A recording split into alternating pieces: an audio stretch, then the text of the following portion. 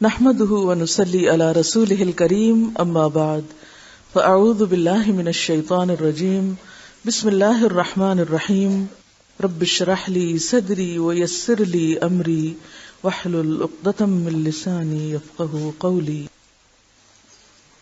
Page 96 صفحہ 96 اوقات نماز. قرآن پاک میں اللہ سبحانہ وتعالی فرماتے ہیں ان الصلاۃ کانت علی المؤمنین کتابا موقوتا، کہ بے شک نماز مومنوں پر وقت کی پابندی کے ساتھ فرض کی گئی ہے.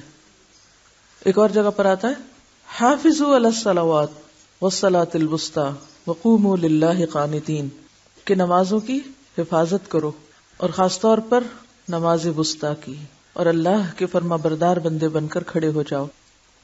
تو نماز کی حفاظت میں یہ بات بھی آتی ہے کہ انسان اوقات نماز کی پابندی کرے. اگر وقت کے اندر نماز پڑھتا ہے انسان تو وہی نماز انسان کے لیے فائدہ مند ہے، اور اگر وقت کی پابندی نہیں تو پھر نماز بھی نماز نہیں. نماز پنجگانہ کے اوقات. حضرت بریدہ رضی اللہ عنہ سے روایت ہے کہ ایک آدمی نے نبی صلی اللہ علیہ وسلم سے نماز کے اوقات پوچھے کہ کس وقت نماز پڑھنی چاہیے. آپ نے فرمایا ان 2 دنوں میں ہمارے ساتھ نماز پڑھو. ایک سوال کا جواب کتنے دن پر محیط ہے؟ 2 دن پر. ساتھ رہو، ساتھ نماز پڑھو اور عمل سے سیکھو. عام طور پر ہم جب کوئی فتویٰ لیتے ہیں کسی سے تو کیا چاہتے ہیں؟ ٹیلی فون پر ہی بتا دو، یا کھڑے کھڑے اور اسی وقت اور فوراً. تو یہ سیکھنے کا انداز درست نہیں، اور اسی لیے پھر ہمیں کچھ سیکھا ہوا یاد بھی نہیں ہوتا، اور پتہ چل جانے پر بھی عمل میں نہیں آتا، کیونکہ سیکھنے کا طریقہ ہی درست نہیں. تو آپ نے فرمایا ان 2 دنوں میں ہمارے ساتھ رہو.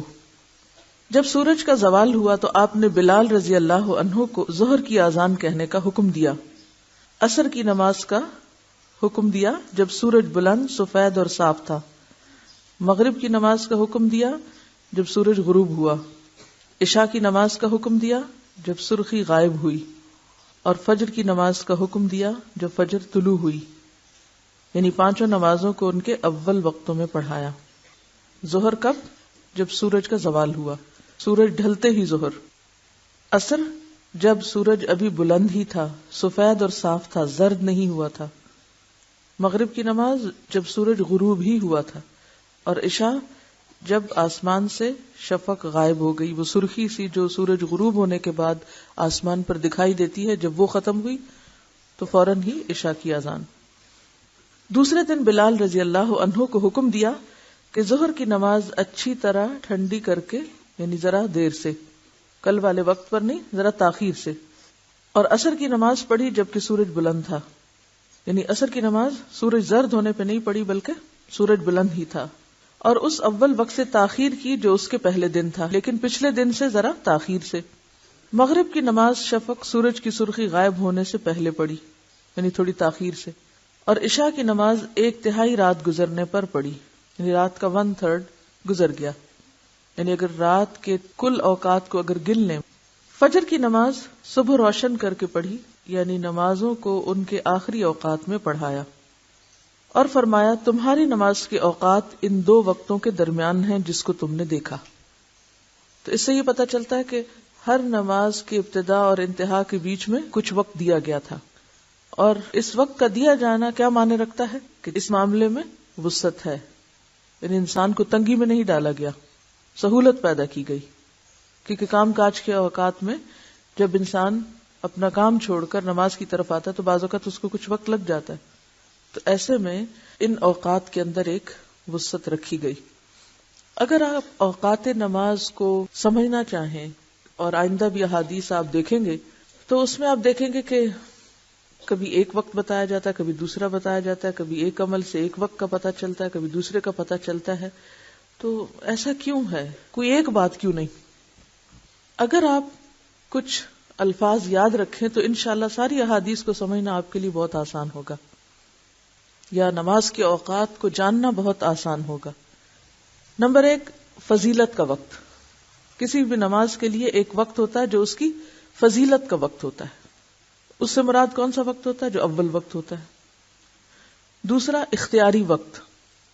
یعنی جس میں ایک اختیار ہے آپ کو کہ اس وقت بھی پڑھ سکتے ہیں، چوائس ہے آپ کے پاس. تیسرا ہے جواز کا وقت، یعنی اس وقت پڑھنا جائز ہے لیکن پسندیدہ نہیں. چوتھا ہے مکروہ وقت، یعنی وقت تو ہے لیکن اس وقت پڑھنا مکروہ ہے. اور پانچواں ہے عذر کا وقت، جیسے 2 نمازوں کو جمع کرنے کا وقت ہوتا ہے. عذر یعنی عذر ہے، کوئی وجہ ہے، سبب ہے. اگر یہ 5 لفظ آپ کو یاد رہیں تو آپ دیکھیں کہ انشاءاللہ آپ کنفیوژن سے نکل آئیں گے. ٹھیک ہے. اور یہ سارے اختلاف اول آخر اور ایک وقت بتانے کے بعد پھر ہم دیکھتے ہیں عمل کچھ اور کسی اور وقت میں بھی پڑھی جا رہی ہے نماز، تو پھر انسان پریشان ہوتا ہے کہ یہ ایسا کیوں ہے. جیسے کہا گیا کہ عصر کے بعد آپ نماز نہ پڑھیں، اور پھر ہم دیکھتے ہیں کہ حرم میں لوگ عصر کے بعد پڑھ رہے ہوتے ہیں، تو یہ کیا پڑھ رہے ہیں، ہوتے ہیں نا کنفیوژن. تو ایسے میں پھر کس چیز کو کہاں فٹ کریں.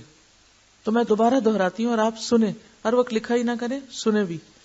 پہلا وقت فضیلت کا، پھر اختیار کا، پھر جواز کا، پھر مکروہ، اور پھر عذر. ٹھیک ہے نا. اب ان چیزوں کو ذہن میں رکھیں اور جب احادیث سنیں اور پڑھیں تو پھر سوچیں کہ یہ کس چیز کی بات ہو رہی ہے. حضرت عبداللہ بن عمرو رضی اللہ عنہ روایت کرتے ہیں کہ رسول اللہ صلی اللہ علیہ وسلم نے فرمایا، وقت الظہر اذا زالت الشمس وكان ظل الرجل كطوله ما لم يحضر العصر ووقت العصر ما لم تصفر الشمس ووقت صلاة المغرب ما لم يغب الشفق ووقت صلاة العشاء إلى نصف الليل الأوسط ووقت صلاة الصبح من طلوع الفجر ما لم تطلع الشمس. نماز ظہر کا وقت سورج ڈھلنے سے شروع ہوتا ہے اور اس وقت تک رہتا ہے جب تک آدمی کا سایہ اس کے قد کے برابر نہ ہو جائے، یعنی عصر کے وقت تک جواز کا وقت ہے. اور نماز عصر کا وقت اس وقت تک ہے جب تک آفتاب زرد نہ ہو جائے. زرد کا کیا معنی؟ یلو، پیلا نہ پڑ جائے. نماز مغرب کا وقت اس وقت تک ہے جب تک شفق غائب نہ ہو جائے. نماز عشاء کا وقت ٹھیک آدھی رات تک ہے. اور نماز فجر کا وقت طلوع فجر سے لے کر اس وقت تک ہے جب تک آفتاب طلوع نہ ہو، یعنی سورج نکلنے تک. اب سمجھ میں آ گئی حدیث؟ یہ جو شروع کبھی ہو رہا ہے اور ختم کہیں ہو رہا ہے، تو ایک فضیلت کا وقت ہے اور ایک جواز کا وقت ہے. لیکن بعض اوقات مکروہ بھی، جیسے عصر بالکل جب سورج غروب ہونے کے قریب ہو تو اس کے لیے مکروہ وقت ہو جاتا ہے. لیکن آپ قضا کرنے سے بہتر ہے کہ اس وقت میں بھی پڑھ لیں. یعنی وقت ہے، وہ ود ان ٹائم ہے. وہ جو کہا گیا نا کتاب موقوتا کے، اس میں آ جائے گا. موقوت ہے، موقوت کا کیا مطلب؟ اس چیز کا وقت موجود ہے. لیکن اب یہ الگ بات ہے کہ وہ وقت ہے کون سا وقت، فضیلت کا ہے یا جواز کا ہے یا مکروہ ہے یا عذر کا، یہ کون سا ہے. تو اسی حساب سے پھر آپ کے اجر پہ بھی اثر پڑے گا نا. ایک کام جو آپ بہترین وقت پہ کرتے ہیں، مثلا جوانی کی عبادت اور ایک بڑھاپے کی عبادت، فرق ہے نا. کیا فرق؟ جوانی کی عبادت کا اجر و ثواب اتنا ہے کہ انسان کو اس کے بدلے میں عرش الہی کا سایہ نصیب ہوگا. تو اسی طرح خوشی سے کی ہوئی عبادت اور مجبوری سے کی ہوئی عبادت، ان سب چیزوں میں فرق ہے. جب ہم یہ فرق سمجھتے نہیں تو پھر ہمیں پریشانی ہوتی ہے. ہم کہتے ہیں بس ایک بات کرو، بلیک اینڈ وائٹ. یہ فقہی اختلافات اور مسئلے مسائل اور یہ پریشانیاں عموماً کس وجہ سے بھی ہوتی ہیں کہ ہم ہر چیز کو بلیک اینڈ وائٹ میں چاہتے ہیں، 2 اور 2 4 چاہتے ہیں. حالانکہ دین ہمارا کسی عدالت کے لیے نہیں آیا یا کسی خاص قانونی نکات کو واضح کرنے کے لیے نہیں ہے. دین تو ہماری عملی زندگی سے تعلق رکھتا ہے. تو جس طرح انسان کے حالات میں اونچ نیچ ہوتی رہتی ہے، مزاج میں بھی ہوتی ہے نا کہ نہیں؟ دل کی حالتیں بھی بدلتی ہیں، جسمانی حالتوں میں بھی ہوتی ہے، کبھی بیماری ہے، کبھی صحت ہے، کبھی سفر ہے، کبھی گھر پہ ہے. یا تو پھر آپ کے حالات ہمیشہ ایک ہی رہیں تو پھر تو آپ کو ایک لگا بندہ فارمولہ دیا جا سکتا ہے. اور اگر آپ کے حالات بدلتے ہیں تو چونکہ دین ہر وقت کے لیے ہے، اس لیے آپ کے لیے کچھ رخصتیں بھی اس میں رکھ دی گئی اور کچھ اول درجے کے کام بھی رکھ دیے گئے کہ جب آپ کے حالات درست ہوں تو آپ کوئی کام آخر وقت میں کرنے کی بجائے اول وقت پہ کریں. اور اگر آپ بیمار ہیں یا مجبور ہیں یا پریشان ہیں تو پھر اس وقت دین آپ کو رخصت دیتا ہے. یہی ہمارے دین کی وسعت اور رخصت اور سہولت ہے. جو کہتے ہیں نا کہ ہمارا دین آسانی کا دین ہے، یا یسروا، آسانی پیدا کرو. تو اس کا یہ مطلب نہیں کہ ہر وقت رخصتیں تلاش کرو. اس کا مطلب یہ ہے کہ جب حالات رخصت کا تقاضا کریں تو پھر رخصت دے دو. لیکن عام حالات میں انسان نیکیوں میں آگے سے آگے اور اوپر سے اوپر جانے کی کوشش کرے.